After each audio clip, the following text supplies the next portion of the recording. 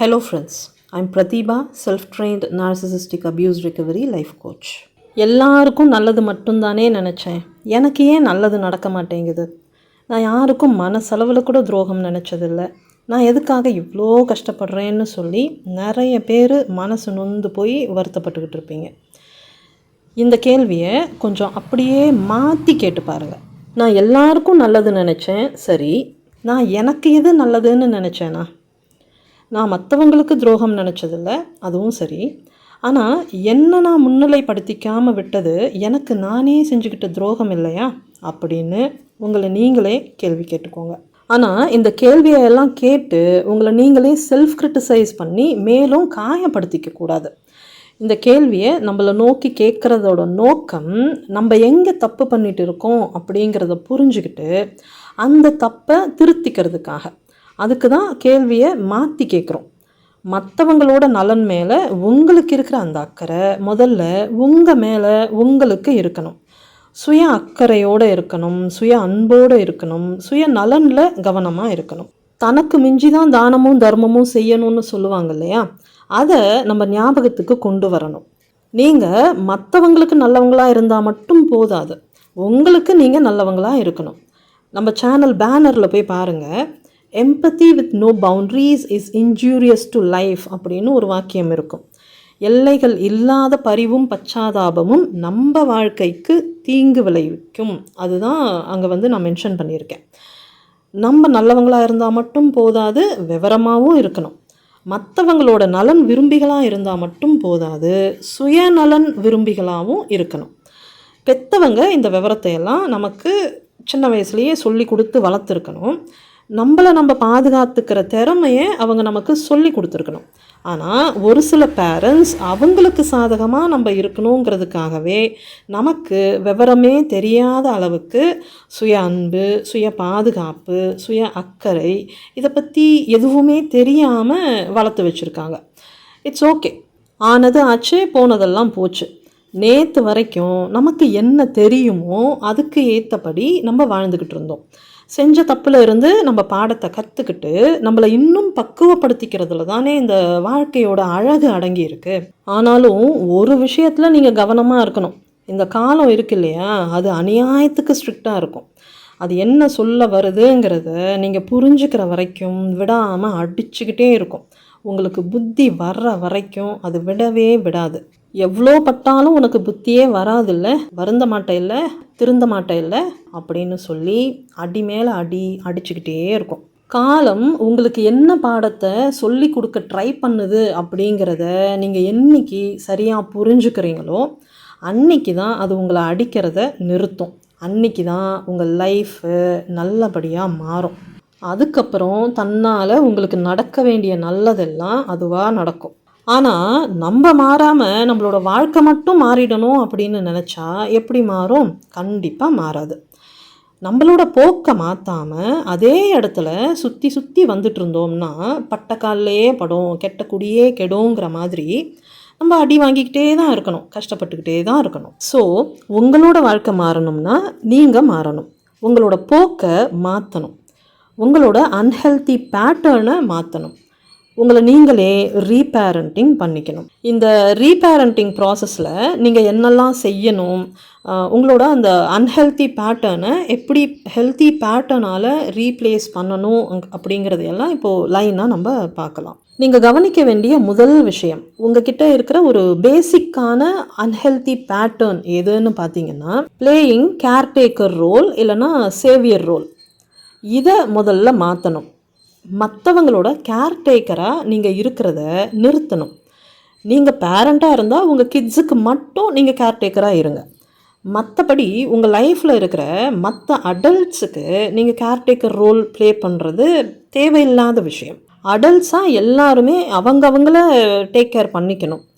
Mutual கன்சென்ட்டோட ஒருத்தருக்கு ஒருத்தர் moral சப்போர்ட்டாக இருக்கிறது, ஒருத்தர் டேக் கேர் பண்ணிக்கிறது, இதெல்லாம் ஹெல்த்தியான விஷயம்.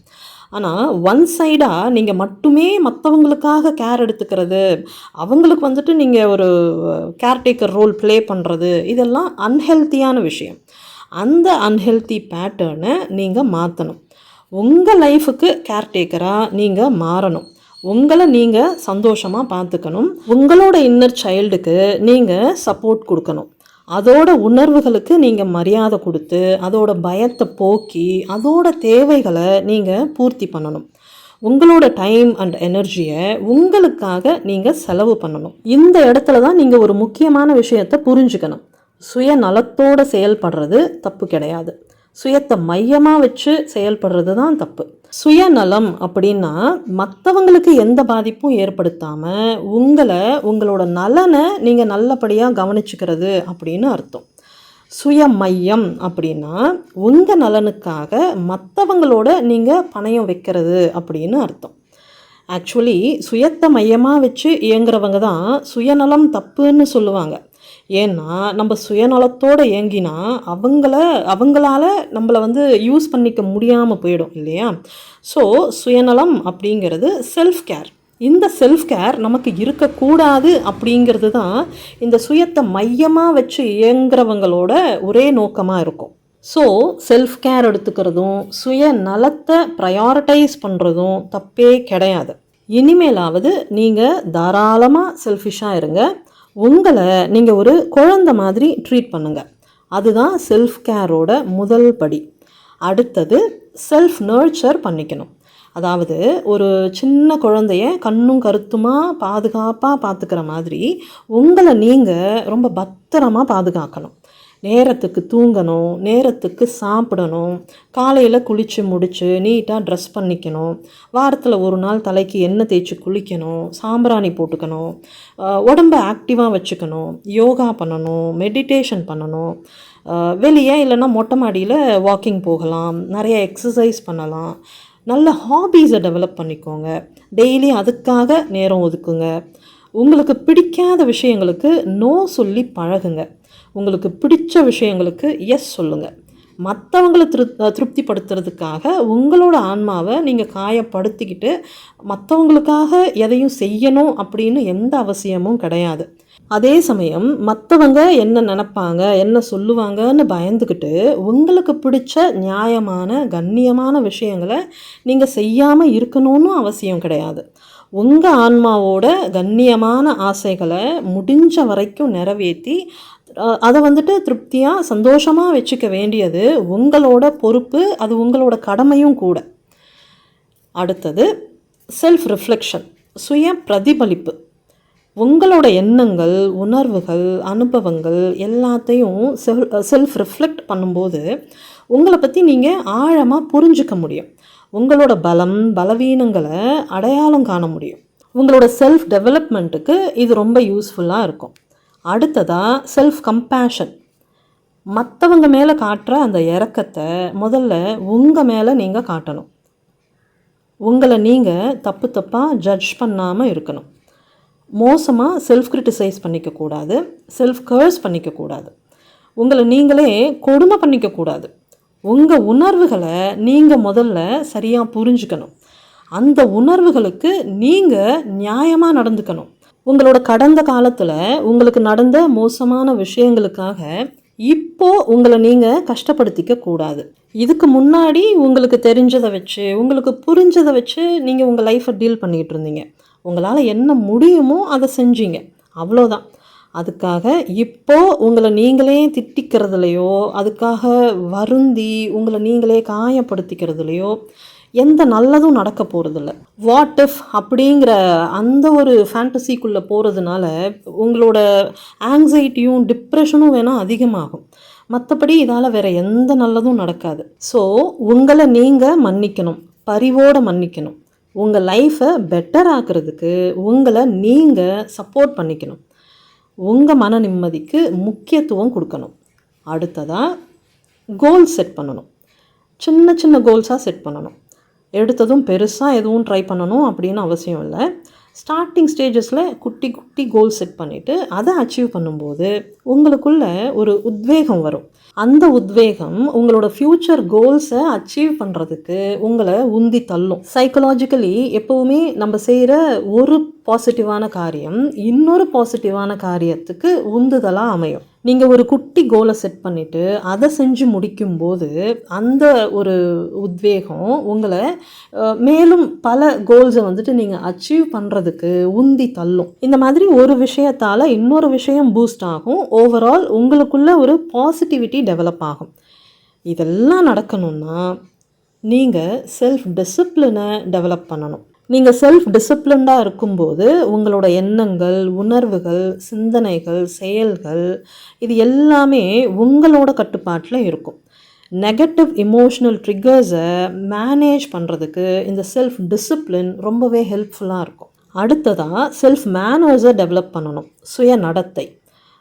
உங்ககிட்டையும் மற்றவங்கக்கிட்டேயும் நீங்கள் எப்படி நடந்துக்கிறீங்க அப்படிங்கிறத இந்த செல்ஃப் மேனர்ஸ் வரையறுக்கும். உங்களோட இந்த நடத்தை செல்ஃப் மேனர்ஸ் அப்படிங்கிறது நீங்கள் யார் அப்படிங்கிறத அடையாளப்படுத்தும். உங்கள் தரம் என்ன அப்படிங்கிறத அது நிர்ணயிக்கும். ஸோ உங்களோட செயல்கள் மற்றும் வார்த்தைகளில் நீங்கள் ரொம்பவே கவனம் செலுத்தணும். மற்றவங்க உங்களை தரக்குறைவாக நடத்துறதுனால உங்களோட தரம் குறைஞ்சி போகாது.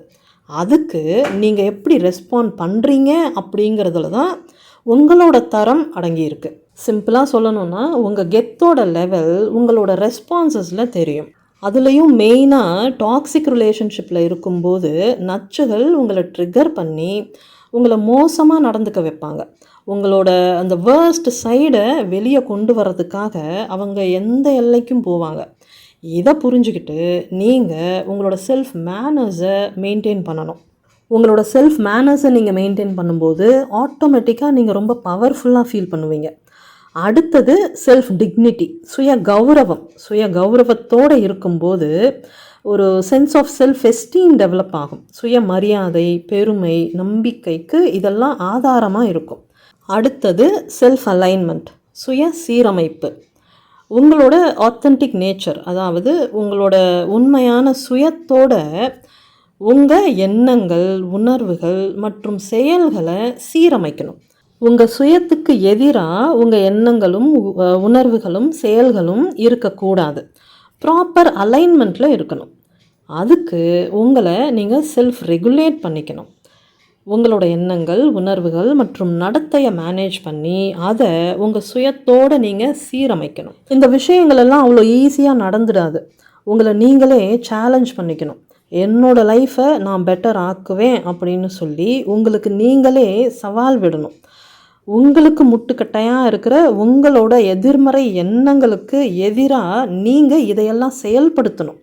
ப்ரோக்ராஸ்டினேஷன், காலம் கடத்துதல். PTSDனால் பாதிக்கப்பட்ட எல்லாருக்குமே இந்த ப்ரோக்ராஸ்டினேஷன் ப்ராப்ளம் இருக்கும். ஒரு விஷயத்தை செய்யாமல் காலம் கடத்துகிற இந்த ஒரு கெட்ட பழக்கத்தை நீங்கள் சேலஞ்ச் பண்ணணும். இந்த கெட்ட பழக்கத்திலேருந்து உங்களை வெளியே கொண்டு வரதுக்கு உங்களுக்கு நீங்களே தான் ஹெல்ப் பண்ணிக்கணும். இந்த காலம் கடத்துதல் அப்படிங்கிற கெட்ட பழக்கத்துக்குள்ளே நீங்கள் சிக்கிக்கிட்டு இருக்கிற வரைக்கும் மேலே சொன்ன எந்த விஷயத்தையும் உங்களால் செயல்படுத்தவே முடியாது. இதையெல்லாம் செயல்படுத்த முடியாத பட்சத்தில் உங்கள் லைஃப்பும் மாறாது. எனக்கு ஏன் எந்த நல்லதும் நடக்க மாட்டேங்குதுன்னு சொல்லி கடைசி வரைக்கும் புலம்பிக்கிட்டே இருக்க வேண்டியது தான். அடுத்தது ரொம்ப ரொம்ப முக்கியமானது செல்ஃப் ரிலையன்ஸ், சுய சார்பு. மற்றவங்களை சார்ந்து இருக்கிறது தப்பு கிடையாது. நம்ம எல்லாருமே சோஷியல் அனிமல்ஸ். ஸோ ஒருத்தர் சார்ந்து தான் வாழணும். ஆனால் உங்களோட எக்ஸிஸ்டன்ஸ் இருக்குது இல்லையா, உங்களோட இருப்பு, அதுக்கே வந்துட்டு நீங்கள் மற்றவங்கள சார்ந்து இருக்கிறது ரொம்ப ரொம்ப தவறான விஷயம். உங்கள் தேவைகளை, உங்களோட பேசிக் நீட்ஸை நீங்களே பூர்த்தி பண்ணிக்கிற அளவுக்கு நீங்கள் ஸ்டேபிளாக இருக்கணும். உங்கள் முடிவுகளை நீங்கள் தான் எடுக்கணும். பர்சனல் ரெஸ்பான்சிபிலிட்டி எடுத்துக்கணும். சுதந்திரமாக இயங்கணும். தன்னிறைவோடு இருக்கணும். யாரோட உதவியும் இல்லாமல் நீங்கள் இதையெல்லாம் செய்யணும். உங்களுக்கான சந்தோஷத்தை நீங்கள் வெளியே தேடி அலையக்கூடாது. அது உங்களுக்குள்ளே இருந்து ஊற்றெடுக்கணும். அதே சமயம் இந்த சொசைட்டி உருவாக்கி வச்சுருக்கிற ஹைரார்கி கிளாஸிஃபிகேஷனுக்குள்ளே உங்களை பொருத்திக்கிறதுக்கு தயவு செஞ்சு ட்ரை பண்ணாதீங்க. அப்படி பண்ணிங்கன்னா நீங்கள் ப்ராப்பராக இண்டிவிஜுவேட் ஆகவே முடியாது. சைல்டுஹுட்டில் உங்களுக்கு நடக்க வேண்டிய அந்த இண்டிவிஜுவேஷன் நடக்காமல் போனதுனால தான் இன்னைய வரைக்கும் நீங்கள் கஷ்டப்பட்டுக்கிட்டு இருக்கீங்க. உங்களை நீங்கள் ரீபேரண்டிங் பண்ணிக்கிறதுக்கான அந்த பேசிக் மோட்டிவே என்னன்னு பார்த்தீங்கன்னா, அட்லீஸ்ட் அப்போது உங்களுக்கு அந்த இண்டிவிஜுவேஷன் ப்ராப்பராக நடக்கணும்.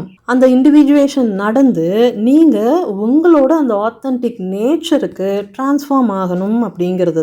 வேறு எந்த ஸ்பீஷீஸ்லேயும் இல்லாத ஒரு அழகு இந்த ஹியூமன் ஸ்பீஷீஸில் மட்டும் இருக்குது. அது என்னன்னு பார்த்தீங்கன்னா, ஹியூமன் ஸ்பீஷீஸில் ஒவ்வொரு இண்டிவிஜுவலுக்கும் ஒரு அழகான யூனிக்னஸ் இருக்குது. நான் ஏன் இதை சொல்கிறேன்னா, நீங்கள் வந்துட்டு செல்ஃப் டெவலப் ஆகும்போது உங்களை இந்த ஹைரார்கி கிளாஸிஃபிகேஷனில் ஏதோ ஒரு இடத்துல உங்களை பொருத்திக்கிறதுக்கு நீங்கள் ட்ரை பண்ணுவீங்க. ஆக்சுவலி அப்படி பண்ணக்கூடாது. நான் ஏன் இதை சொல்கிறேன் அப்படிங்கிறத புரிஞ்சுக்கோங்க. நான் வந்துட்டு இந்த சிக்மா ஆல்ஃபா கான்செப்டுக்கு அகெயின்ஸ்டாக பேசுகிறதா நிறைய பேர் தப்பாக புரிஞ்சுக்கிறாங்க. ஆக்சுவலி இதெல்லாம் ஹைரார்கி கிளாஸிஃபிகேஷன் அப்படின்னு சொல்லுவாங்க. நம்மளோட சொசைட்டியில் மனுஷங்க உருவாக்கி வச்சுருக்கிற ஃபேண்டசி இதெல்லாம். தனி மனித உளவியலில் இருக்கிற தனித்துவத்தோட பன்முகத்தன்மையை இந்த கிளாஸிஃபிகேஷனுக்குள்ளே கொண்டு வர முடியாது. அப்படிங்கிறதுனால தான் இது சைக்கலாஜிக்கலாக அங்கீகரிக்கப்படலை. ஹியூமன் சைக்காலஜியை ப்ராப்பராக ப்ராக்டிஸ் பண்ணுறவங்க இந்த பன்முகத்தன்மையை மட்டும்தான் ரெக்கக்னைஸ் பண்ணுவாங்க. இந்த பன்முகத்தன்மைக்குள்ளே இருக்கிற அந்த ஒரு இண்டிவிஜுவல் யூனிக்னஸை பேஸ் பண்ணி நம்ம ஒவ்வொருத்தரையும் அணுகும்போது ஒவ்வொரு தனி நபருக்கும் சேர வேண்டிய அந்த மதிப்பும் மரியாதையும் போய் சேரும். அந்த தனிநபர் தனக்கு கிடைக்க வேண்டிய அந்த மதிப்பும் மரியாதையும் கிடைச்சதா உணருவாங்க. அவங்களோட அந்த தனித்துவத்துக்கு அங்கீகாரம் கிடைச்சதா உணருவாங்க. அந்த உணர்வு ஒவ்வொரு இண்டிவிஜுவலுக்குள்ளேயும் செல்ஃப் எஸ்டீமையும் செல்ஃப் வர்த்தையும் டெவலப் பண்ணும். தனி நபரோட அந்த யூனிக்னஸுக்கு முக்கியத்துவம் கொடுக்காம அவங்கள இந்த மாதிரி ஒரு ஃபேண்டசி லேபிள்குள்ளே கொண்டு வந்து அடக்கும்போது ஆக்சுவலாக நடக்க வேண்டிய அந்த இண்டிவிஜுவேஷன் நடக்காது. ஸோ இந்த ஃபேண்டசி லேபிள்குள்ளையெல்லாம் உங்களை அடக்கிக்காமல் உங்களோட அந்த யூனிக்னஸ் தனித்துவத்தை நீங்கள் அடையாளம் காணணும். இந்த சொசைட்டி வரையறுத்து வச்சுருக்கிற இந்த படிநிலைக்குள்ளே நீங்கள் உங்களை திணிச்சிக்காதீங்க. ஒவ்வொரு ஆன்மாவுக்கும் ஒரு தனித்துவம் இருக்குது. ஒவ்வொரு இண்டிவிஜுவலுக்கும் ஒரு ஸ்பெஷாலிட்டி இருக்குது. You are special in your own way. உங்களுக்குள்ளே இருக்கிற யூனிக்னஸையும் ஸ்பெஷாலிட்டியையும் வெளியே கொண்டு வாங்க. நீங்கள் யார் அப்படிங்கிறத மற்றவங்கள டிஃபைன் பண்ண விடாதீங்க. நீங்கள் யாருங்கிறத டிஃபைன் பண்ணுற உரிமை உங்களுக்கு மட்டும்தான் இருக்குது. மற்றவங்க உங்களோட நாலேஜையும் உங்களோட கெப்பாசிட்டியையும் உங்களோட மென்டல் ஸ்ட்ரென்த்தையும் ரொம்பவே குறைச்சி மதிப்பிடலாம். உன்னால் இவ்வளோ தான் முடியும், உன்னால் இதுக்கு மேலே எதுவும் செய்ய முடியாது, உனக்கு இவ்வளோ தான் தகுதி அப்படின்னு சொல்லி உங்களை டிவேல்யூ பண்ணலாம். உன்னோட வர்த் இவ்வளோ தான் அப்படின்னு சொல்லி உங்களை மட்டுப்படுத்துவாங்க. உங்களை பற்றி மற்றவங்க க்ரியேட் பண்ணுற அந்த டெஃபினேஷனுக்குள்ளே உங்களை நீங்கள் பொருத்திக்கணும்னு எந்த அவசியமும் கிடையாது இல்லையா? நீங்கள் யார், உங்களோட நாலேஜ் என்ன, உங்கள் கெப்பாசிட்டி என்ன, உங்களோட வர்த் என்ன அப்படிங்கிறதையெல்லாம் நீங்கள் தானே டிசைட் பண்ணணும். அதே மாதிரி உங்களோட ஸ்டாண்டர்ட் என்ன அப்படிங்கிறதையும் நீங்கள் தான் செட் பண்ணணும். கடைசியாக ஒரு முக்கியமான விஷயம் நீங்கள் என்ன தெரிஞ்சுக்கணுன்னா, இது வரைக்கும் உங்கள் லைஃப்பில் எந்த ஒரு முன்னேற்றமும் இல்லை, எந்த நல்லதும் நடக்கலை, உங்களுக்கு ஒரு மன நிம்மதியே இல்லை அப்படின்னா உங்களை சுற்றி வெல்விஷர்ஸே இல்லை அப்படின்னு அர்த்தம். இந்த ரியாலிட்டியை நீங்கள் புரிஞ்சுக்கிட்டு ஒரு புது ஃப்ரெண்ட்ஸ் சர்க்கிளை நீங்கள் ஃபார்ம் பண்ணணும். உங்களோட எமோஷ்னல் நரிஷ்மெண்ட்டுக்கு இது ரொம்பவே ஹெல்ப்ஃபுல்லாக இருக்கும். இந்த ரீபேரண்டிங் ப்ராசஸை தனியாக பண்ண முடியாதவங்க என்கிட்ட பெய்ட் செஷன் எடுத்துக்கிட்டு இப்போ ரொம்பவே செல்ஃப் டெவலப் ஆகி பீஸ்ஃபுல்லாக லைஃப்பை லீட் பண்ணிகிட்ருக்காங்க. ஸ்பெசிஃபிக்காக உங்களோட செல்ஃப் டெவலப்மெண்ட்டுக்காக என்கிட்ட பெய்ட் செஷன் அட்டன் பண்ணணும்னு நினைக்கிறவங்க ஸ்க்ரீனில் தெரிகிற இந்த வாட்ஸ்அப் நம்பருக்கு மெசேஜ் பண்ணுங்கள். பத்திரமா இருங்க, பாதுகாப்பாக இருங்க, சந்தோஷமாக இருங்க. Bye friends.